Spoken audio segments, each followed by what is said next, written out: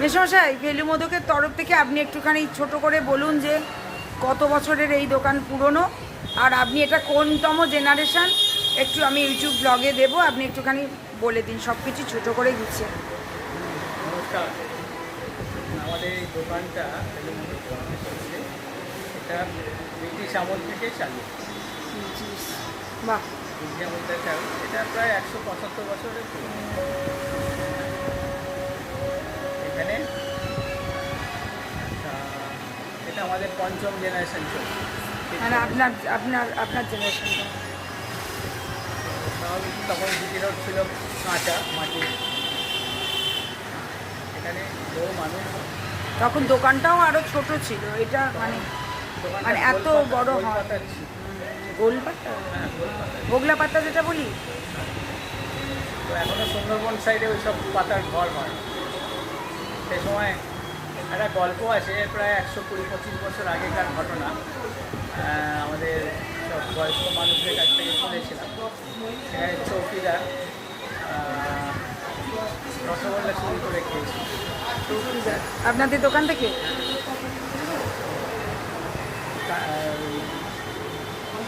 শালের খুঁটি ছিল, হোগলার পাতা দিয়ে ঘেরা ছিল। কিন্তু আগেকার যারা ছিলেন তারা দেখেছে যে রসগোল্লা কড়াই থেকে মাঝখান থেকে একটু রসগোল্লা এরা অনেক অনেক সার্চিং করে দেখেছি যে যদি বড়ো ইগুলো হয় মাঝখান থেকে খাবে না, সাইড থেকে খাবে। হ্যাঁ, যাই হোক, তো তারপরে বড়ো জাতিকল তৈরি করায় খামারকে দিয়ে।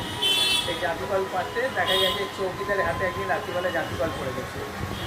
হ্যাঁ, চিৎকার চাচাইতে আশেপাশের লোকজন জড়ো হয়ে গেল। তারা চৌকিদারকে ধরে রেখেছিল এবং ভোরবেলায় 5:30টার সময় ঘোড়া সৈন্য লালবাজার থেকে আসতেন, তারা ঘোড়ায় চেপে এই এত দূর লালবাজার থেকে এসছে? সেরা পড়ে যেতেন হ্যাঁ হ্যাঁ হ্যাঁ, ঘোড়া সৈন্য। ঘোড়া সৈন্য মানে ইংরেজ সৈন্য ঘোড়ায় চেপে আসছে। হ্যাঁ, সেই ভিড় দেখেও দাঁড়িয়ে নেমে পড়ে এবং কথা শুনে ওই চৌকিদারকে মানে 2-4 ঘা বেত্রাঘাত করেছে। হ্যাঁ, আবার ঘোড়ায় তাকে তুলে নিয়ে শ্রীরামপুরে গিয়ে ওকে বরখাস্ত করেছিল। আচ্ছা এরকম ঘটনা শোনায়। আচ্ছা, চৌকিদার মানে খুব ভালোবেসে খিদে পেয়েছিল এবং ফেলু মোদকের দোকান দেখেছে মিষ্টি ওপেন রোডের মধ্যে, এবার খেয়ে নি। হ্যাঁ হ্যাঁ হ্যাঁ, সেখানে শোনা যায় বসুবাড়ি দেশ পত্রিকায় একবার বেরিয়েছিল অনেক বছর আগে। শরৎ বোসের বোনরা জিজ্ঞেস করেছিলেন এটা কি কাকা শরৎ বোস। হ্যাঁ